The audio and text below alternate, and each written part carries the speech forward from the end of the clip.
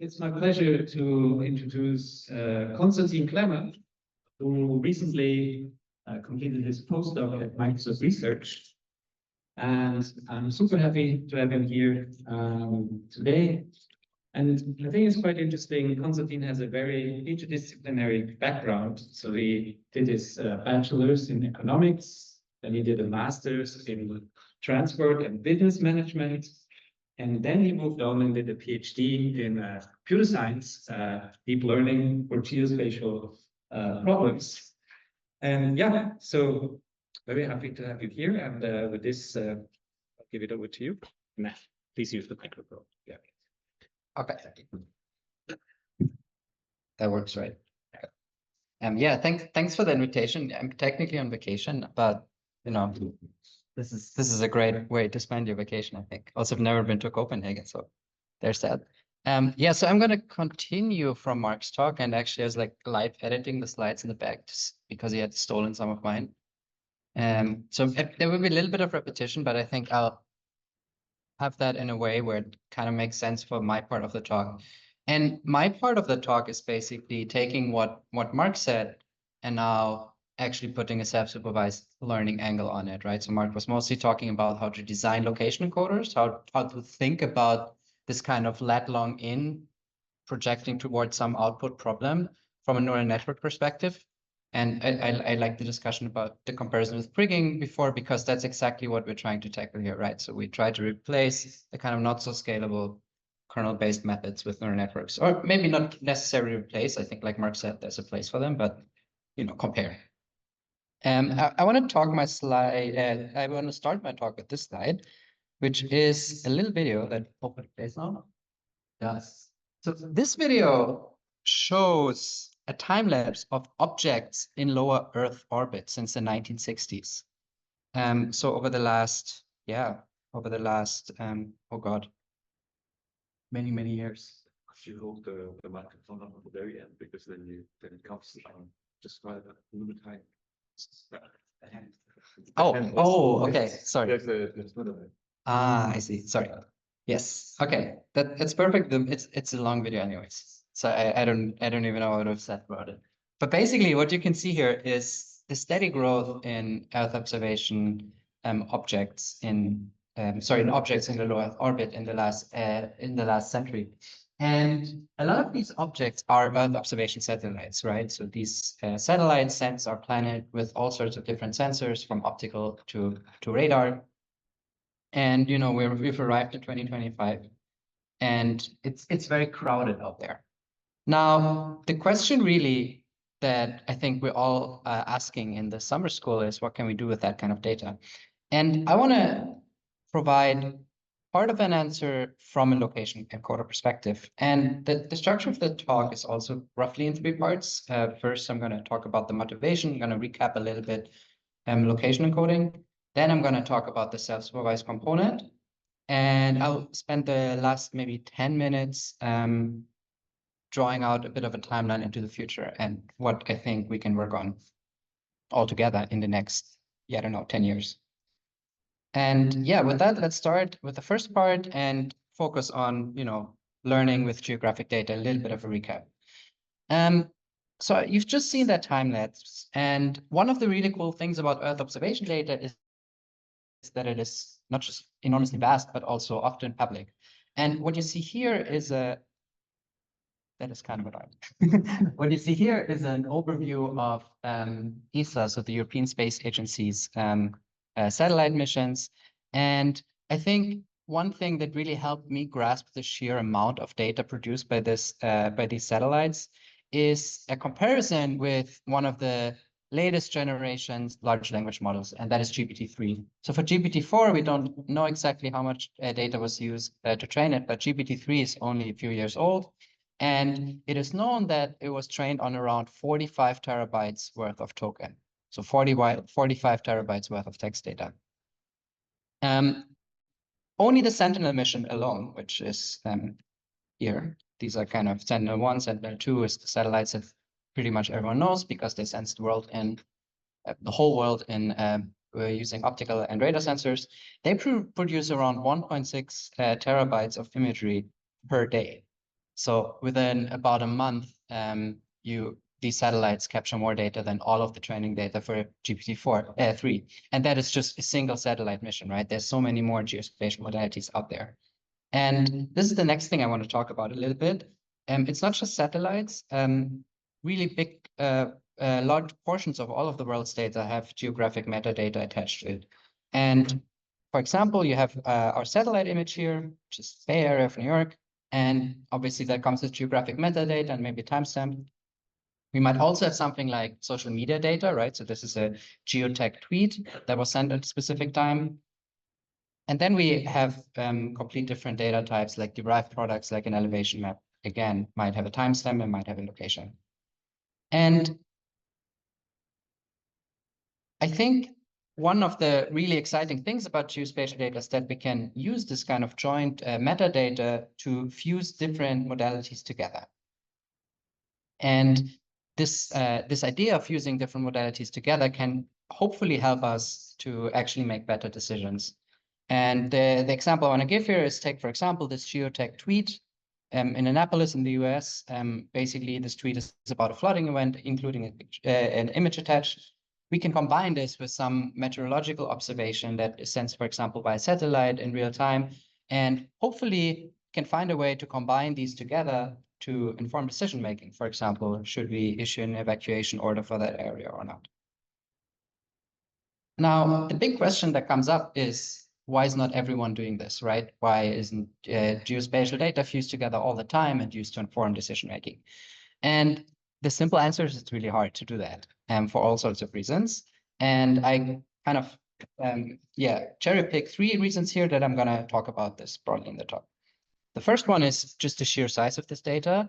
I mean, a lot of data sounds cool until you actually have to deal with it, until you have to train models with it.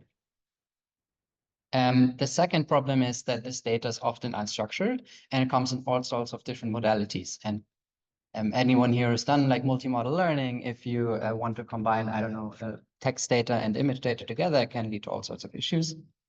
And then the last problem is, of course, that this data is often unlabeled, right? So while we sense the whole world with satellites, it's not that we have a group of people sitting around labeling each satellite image and doing a nice segmentation mask that we can then use to train models. So a lot of this data is unlabeled.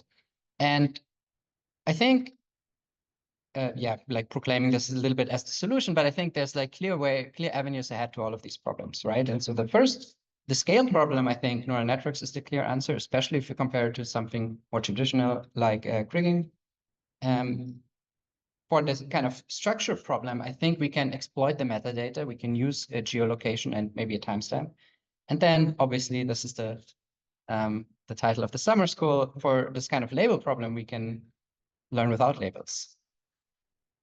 And I think these kind of three potential avenues for solution can be combined in geographic location encoders. And I really see those as a new class of Earth AI models. They're highly scalable neural networks, and they can use self-supervised learning to learn semantic representations of our planet from this large amount of Earth observation data. And this is really what I will focus on in this talk. Throughout, I will show how we build kind of the first generation of these location encoders and how we use them in real-world scenarios. And to motivate this, I want to kind of take a step back, and this part really is kind of a recap of what Mark earlier said. And I want to kind of focus on the classic spatial modeling problem and how we solved it traditionally, right? So the first law of geography, all things are related, but near things are more related, is basically this simple fact we have used, or this simple statement we've used in the past to do geospatial modeling. Geospatial data is autocorrelated in space, which means that the temperature here in Copenhagen is probably quite similar to a location anywhere in the vicinity of, let's say, 10 miles, much more similar than if we move like 1,000 miles away. And we can, of course, exploit that for modeling, right? So if we have like a location that we want to predict some value at, let's say, again, say the temperature, obviously the best thing we can do is we can look at the nearby weather stations that actually do measure temperature and do some sort of weighted average, where the weight could, for example, be determined by the distance between us and that weather station. kind of classic interpolation problem. And I'm going to breeze through this because this is exactly the slide that Mark had, but I decided to keep it. Kriging is what we traditionally do for doing this. This is kind of a way to operationalize this exact intuition of neighborhood effects through learning covariance matrix learning kernel. And yes, Kriging is great for learning this kind of continuous function in space that we want. Very quickly on the shortcomings again of kernel methods and why we kind of cannot apply them just to this kind of large amount of Earth observation data we have. Three, I think, main things. The poor scaling has already been mentioned. Exact Gaussian process, exact Kriging has cubic complexity because you need to invert the covariance matrix. They're not really flexible in dealing with complex data types like multispectral images. And then lastly, a vanilla Gaussian process or vanilla Kriging is also not able to work with the kind of spherical Earth data that we have. Obviously, you can use a spherical kernel, but again, there's all sorts of caveats. And we can't also just be, naive machine learning people and just throw the neural networks at the problem. That won't help us either because neural networks are also not natively equipped to, for example, deal with spherical informations. And so the whole idea of location encoders, and also Mark's talk before, and I hope this is really your takeaway, is that we kind of can build a best of both worlds world in which you combine the strengths of Kriging and Gaussian processes, this kind of smooth learning of a function in space, together with the scalability of neural networks. So that is really the idea. And I think the other big idea that hopefully you have taken away from that talk is the idea of geographic priors, right? So where we can really make use of geographic metadata for all sorts of modeling problems to basically ground our model,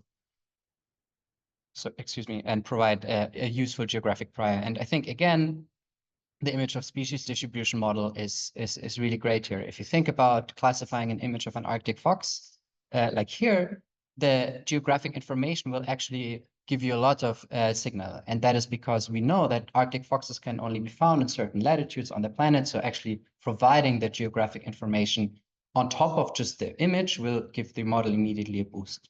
So that intuition hopefully makes a lot of sense.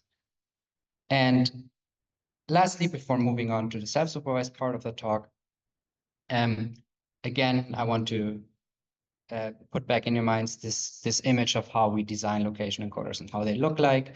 We have this positional encoding component, purely functional transform. There are hyperparameters there, but not learnable parameters.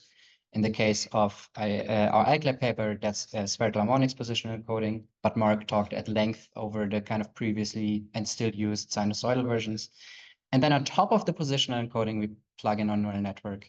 Again, can be anything, can be linear, can be MLP. And then more recently, again, in our paper, we use the Siren network. So these periodic activation functions that, again, allow us to learn this smooth continuous functional space. Okay. Any questions? I hope this recap was quick enough. And if there's no questions, then that means that Mark's talk was great. Awesome.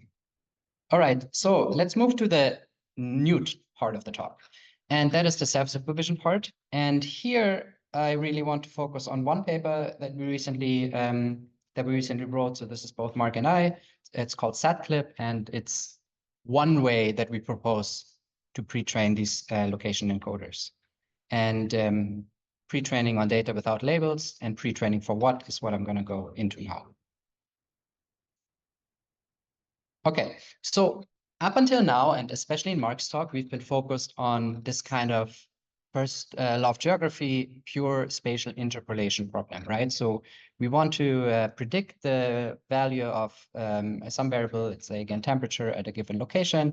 We want to make a dense prediction. So for any location, we want to be able to make this prediction.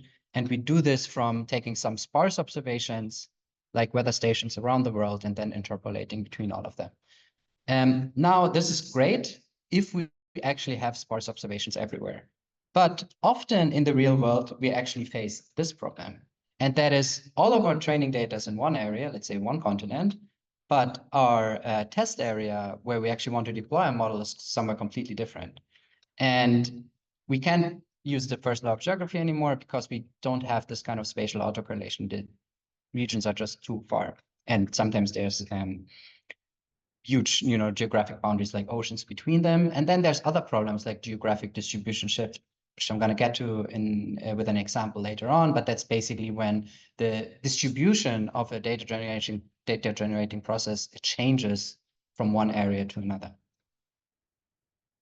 And yeah, this is really what this talk is going to focus on. And now I want to kind of motivate why actually this spatial extrapolation problem, which is like this big looming problem in all of spatial modeling, is not as problematic as we might think it is.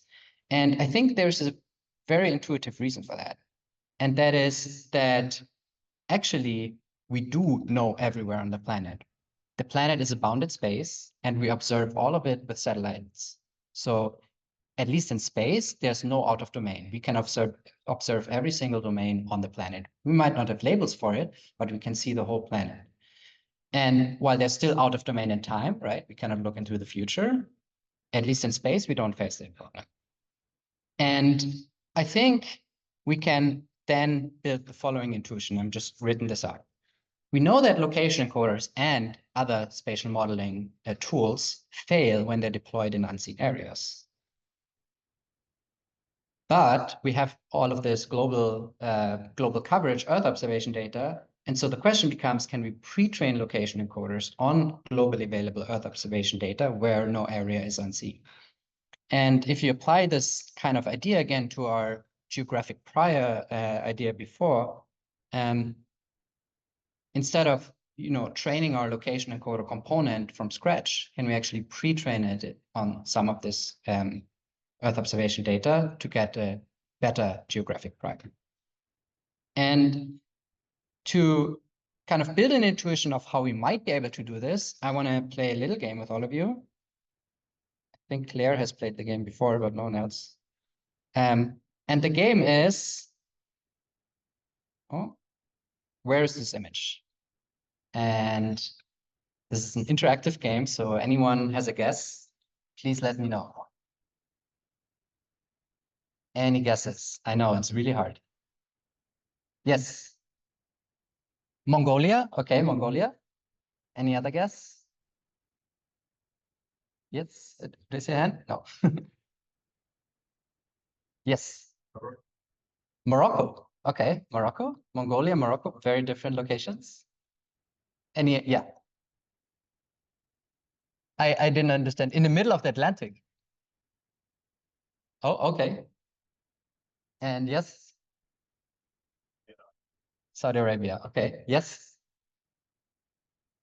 Valencia, Spain. Okay. This is really fun because you're all super wrong. So this location is in northern Canada. And it's really interesting that you all came up with different things because I want you to really go into your, think about why you made a guess that you made intrinsically, right, in your head. Which characteristics of this image made you think about that location? And so I know where this is. And so I can kind of pick out some of the features in this image that will actually get you to the right location. But well, I can just say, like, in my mind, what you could do is you could look at specific features in the image that might give you an indication. And the ones that I'm going to pick out that will actually get you to the right location are these ones, right? So it's very small, but in the upper left corner of the image, there is something that might be a little snow patch. And you also have this kind of rugged terrain in the image that could be something like a glacial moraine. I'm actually not sure it is, but at least that's also another indication. And then you also have this coastline right on the right side. So this could either be the coast of a lake or it could be on the ocean. And basically, all of these features together might give you a better indication where this image is from. And now we can use this kind of same idea, the same intuition for training a neural network, right? So can we train a neural network to actually predict the location of this image? And it turns out we can. Turns out neural networks can extract these features that are really hard for us to detect, but using vision, computer vision, we can get a lot out of images, and so we can actually do this. And this is really very simply explained the idea of SACLIP, and I can now go into how to code this out, basically. And the idea to code this out is very similar to CLIP. So CLIP is a model that was developed by OpenAI. CLIP is maybe the main powering foundation model behind the DALL-E model of families, right? So that is text to image models. And what CLIP does is basically you have a data set of images with corresponding captions, so text describing the image. And what CLIP does is basically shuffles those around, and then you have a text encoder that encodes the text, the image encoder that encodes the images into the same embedding space, and then you match corresponding image and text embeddings and you align them in embedding space. And we take the exact same idea, except we don't have a text for each image. We have a location. We have a lat long location and satellite images, feed our satellite images through an image encoder, feed our locations through a location encoder, and then do this matching of embeddings contrastive learning approach. And the idea then is that once you train this for a while, you obtain a location encoder that can generate embeddings for all of the area that is covered by your data. And you can then query from this location encoder any location and obtain these semantic embeddings. And again, remember, we have Earth observation data for the whole planet, so we can do this pre-training task for the whole planet. And how this then looks like is a bit like this. So again, you take for a given image, you take these kind of location characteristics, image characteristics that make the image look unique to a location. They're basically saved in the embedding space. And then through this CLIP alignment process, right, through the training process, you basically align those in embedding space. That's the idea. You transfer the image features over into the location encoder. And the cool thing with this is that obviously we won't take like a dense map of the world, like images that cover actually the whole planet. That would be a lot. We actually only take 100,000. But this approach will allow us to interpolate in the embedding space, right? So we can query a location that is not at all part of our training set, but there will be some locations nearby. And we can exploit the first law of geography. We have seen images that are nearby, and so we can interpolate these kind of latent features. Now, what do the embeddings learned through this process actually correspond to? The first thing that I want to show you very quickly here is a TSNE, so like basically dimensionality reduction technique that shows how our embeddings correspond to different biomes across the world. And it's very rough, but I think what can be interpreted from this a little bit is that our SACLIP embeddings somewhat roughly correspond to the warm cold scale and to the wet dry scale. And I think the kind of cluster that goes out especially nicely is the boreal forests on the very left side, and then also the northern and southern tundra. And we can phrase this exact problem a little bit differently, and that is, can we actually predict biomes, right? Can we make a dense biome map of the whole world from a few sparse observations using our SACLIP embeddings? And this is also the first time where we can actually compare an trained from scratch randomly initialized location encoder to our SACLIP pre-trained location encoder. And so here so on the left, we have a true map, right?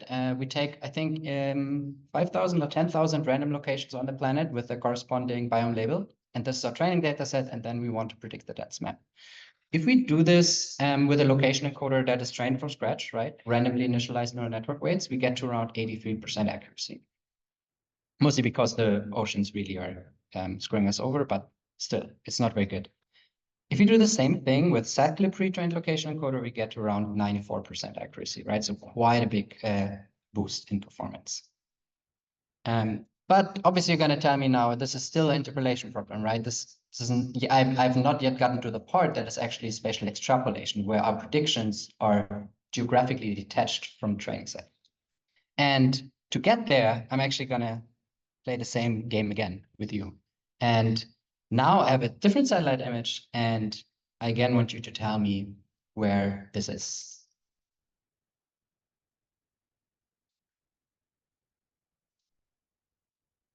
Oh, you're right. It's very dark. Oh, that's a shame. I think that's a bit to do with the viewer. Okay, it's a desert. It's a location in the desert. We don't have to We don't have to play it intensely because it's impossible to get right, I think. Like you'd have to be really lucky. So this is a image in the Arizona desert in the US.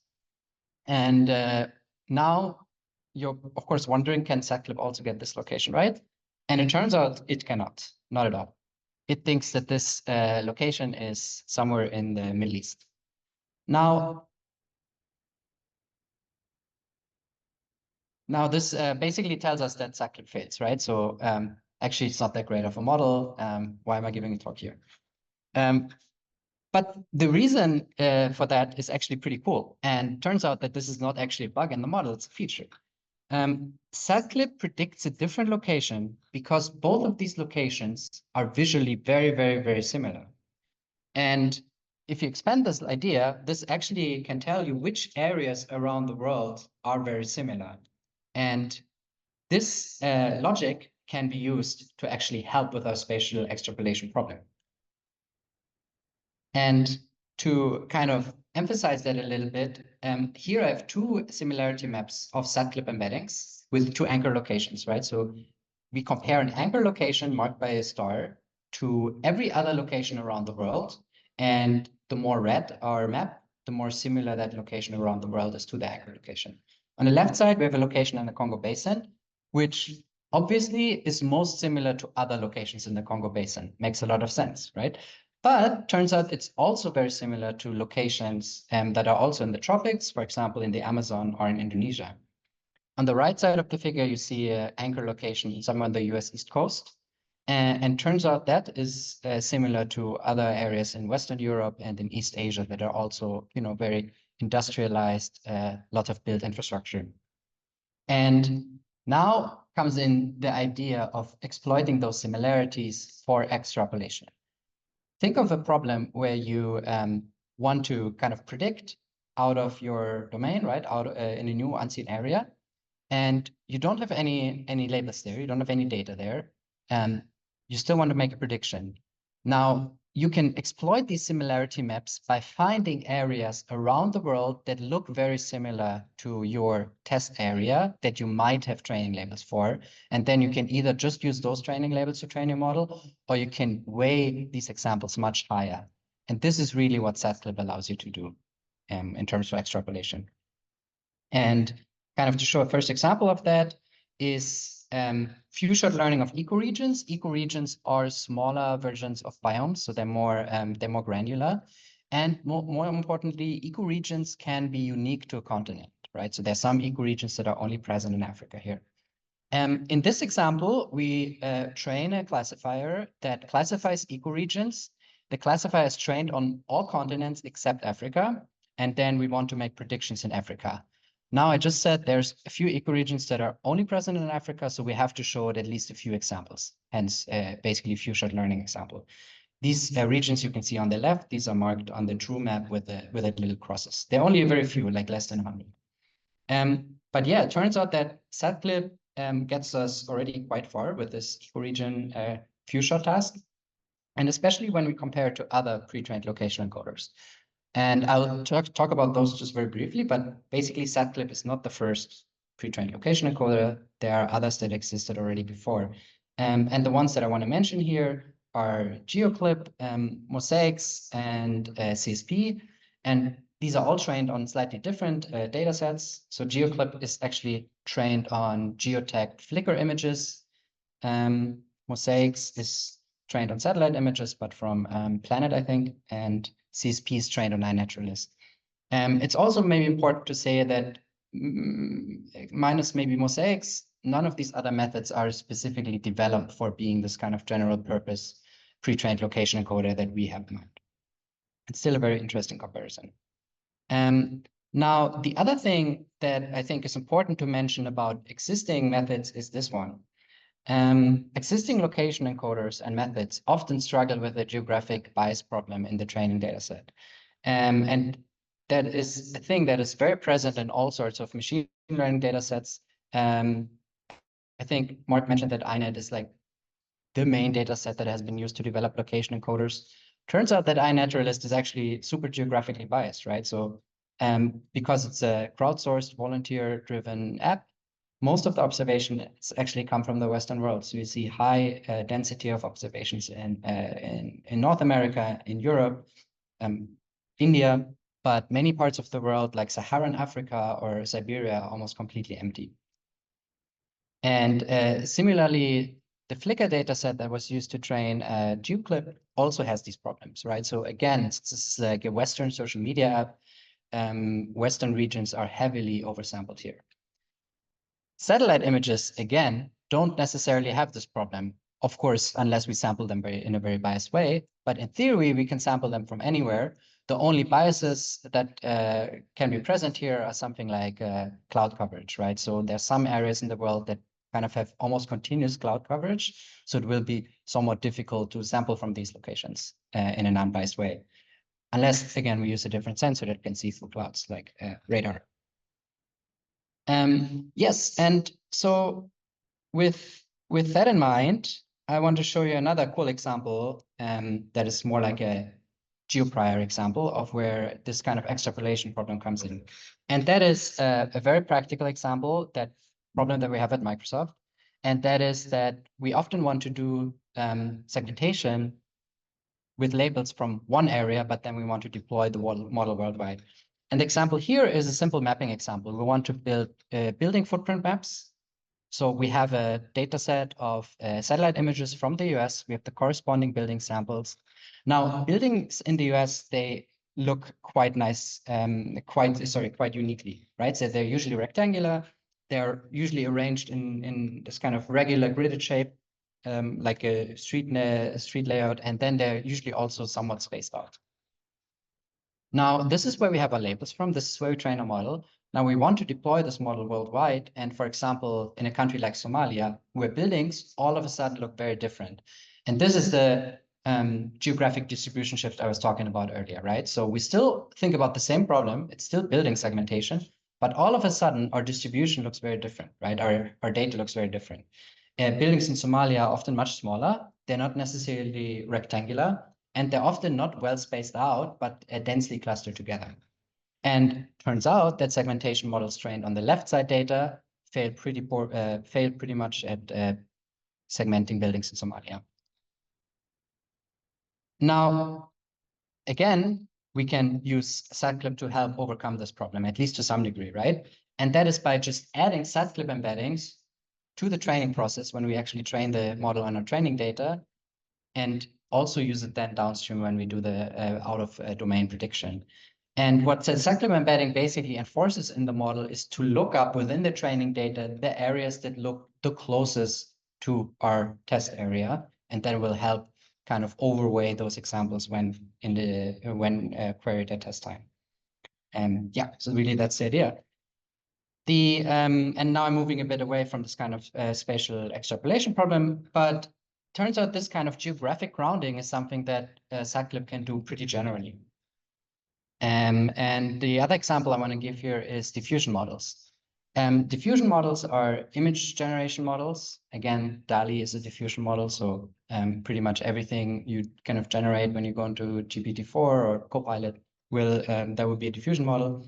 And there's obviously also diffusion models for satellite imagery, like GeoSynth, which was presented at CVPR this year. And GeoSynth actually uses SatClip embeddings to geographically ground the diffusion process. And what I mean by that is that if you generate synthetic satellite images using GeoSynth, it will actually produce slightly different looking satellite images for each location. And I want you to take a specific look at the Boulder, Colorado and Des Moines, Iowa columns here, right? So these images are all generated with the same conditioning, which is an OpenStreetMap mask. So they're supposed to represent the same building masks. But what you'll see between Des Moines and Boulder, Colorado is that Des Moines is much greener.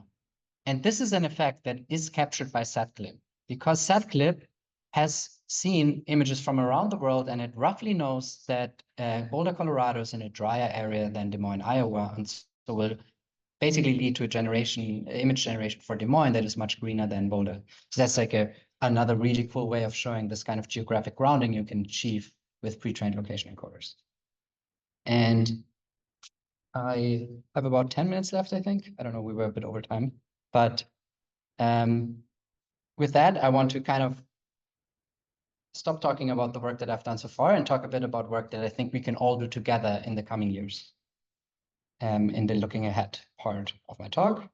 And first of all, I think both Mark's talk before and this one here, I think what they really hopefully show, or at least what these kind of papers have convinced me, is that geographic location encoders are actually a whole new class of geospatial foundation models.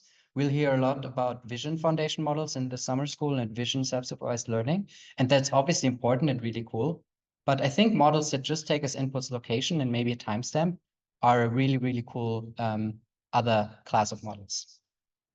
And I have this very rough timeline in mind for the next 10 years-ish that I think can be separated into steps of bigger and bigger ambition on this kind of path that lies ahead in location encoder research.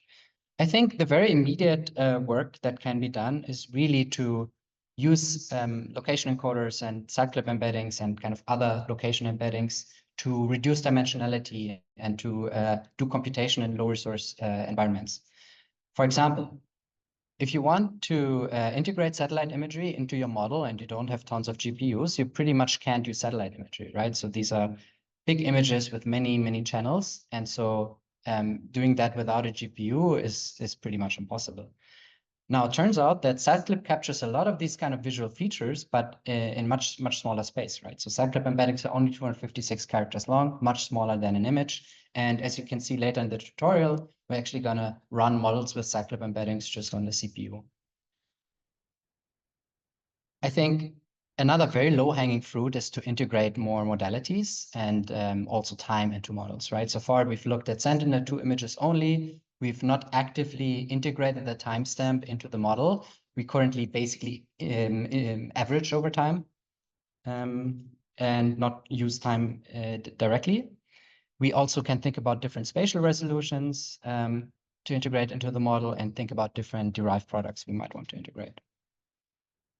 And this slide, I think Mark has already gone into enough detail, so I'm not going to talk much about it. But yeah, basically, I think you can think about location encoders, pre-trained or otherwise, as neural network map compressors, right? So they basically contain a whole map within themselves and can kind of recover that if you feed in the lat long coordinates. Now, let's jump to the kind of medium term and a problem that I'm very excited about, and that is improving geospatial intelligence of large language models. And that needs to be done. I'm going to show you one example here, but this is like not just cherry picked. I just think LLMs suck when you ask them geospatial questions. And the question I ask here is, so I give the LLM a location, just a random lat long. This happens to be in the Pacific, somewhat close to Hawaii. And I ask it for the annual mean temperature at that location. Obviously, it won't know the location for some random location in the Pacific Ocean, but in my mind, at least, it should find the nearest location it has that information for and return that. And it tries to do that, it just gets that completely wrong, right? So it tells me that this location is somewhere close to the Philippines, which is actually 6,000 miles away or so, and then gives me that temperature there. And again, this is not cherry-picked. I think overall, LLMs just cannot really be used as geospatial question answering machines. Now, one thing that research in the kind of past 2 years especially has shown is that we can actually integrate a lot of other modalities with the text modality through embedding spaces, right? Through something like the clip embedding space, we can align an image with the text, and we can then do reasoning, we can do transformations in the text embedding space, because it turns out that LLMs are actually very powerful to transform data, to process data, if it's in their embedding space, if it's in their domain. And what I think location encoders really allow us to do is to produce earth embeddings that we can then fuse together with LLMs to allow for something like a translation between the modalities. And to some degree, we already see that a little bit. So if you guys are familiar with the Segment Geospatial Python package, that is basically already some ways of fusing together big segmentation models like Segment Anything with natural language prompts. And so, for example, you can take this satellite image you can type in a prompt like tree, and then the model will be able to translate between text and image modality and segment all the trees in this image for you, right? So we already have some baseline for these kind of tools. And I think we're going to see a lot of growth in that. Now, lastly, I think all of these kind of exciting ideas raise a big question.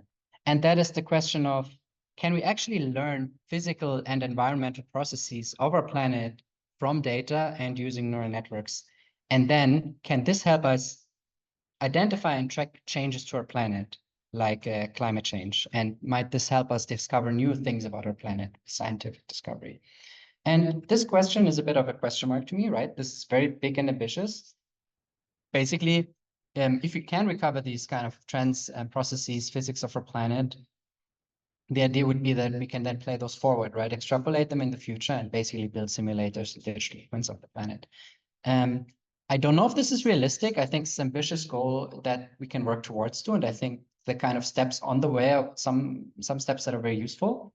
But overall, this is kind of an open question. And yeah, I want to close with a few thoughts. First of all, I think one thing that is not realized yet is the enormous commercial potential of Earth AI tools. And that goes beyond just location coders. This would be relevant to pretty much all the talks and applications at the summer school. I think the commercial applications are huge and currently not built out well. And so if you are working in this field, which you are, I think it's a great time to be in it. I want to caution a bit for kind of blindly rushing into this. I think we have the responsibility as researchers in this field to think about ethics and responsible research, especially considering kind of the past of mapping research and geography, where often we have people from Western institutions try to build maps of the whole world, doing that in a very top-down way. I've done some work on kind of hopefully improving this a little bit and finding ways how to kind of do that in a community way and in a transparent way. But I think this is a thing that all of us should keep in mind as we do research in this. And then maybe the last thing I want to say is that, so this is a position paper we have at ICML. I think there is a time for us, and the time is right now, to build an actual sub-community within machine learning that focuses on geospatial data. I think it's unique enough that it brings challenges and opportunities that are not kind of covered otherwise. I think it's an inherently interdisciplinary discipline that obviously touches with remote sensing, it touches with geography, with GIS. But yeah, I think it is time to build that community. And then lastly, this is a tweet from, I don't think there's anyone from Satellogic here at the summer school, but I was laughing a bit at this tweet from April this year. I don't think we have like a GPT-3 moment in AI observation. I think though what this tweet shows us is that, you know, increasingly we have commercial players in the space that are pushing for something like that, and they're putting more and more money into this. And again, I think this tweet mostly for me is to show that this is an exciting time to be in this space, but maybe also a bit of a cautionary sign that, you know, we should be realistic about progress and not just blindly buy. And with that, Mark already talked about our ICLR paper, the SACLR papers under submission. These are the co-authors on both of these papers, Esther at Harvard, Robin and Davis at EPFL, and then Caleb and Lester are at Microsoft with me. And yeah, thanks for paying attention. It's awesome that you're all here, and I'd love to chat with all of you. And if there's any questions, ask them now.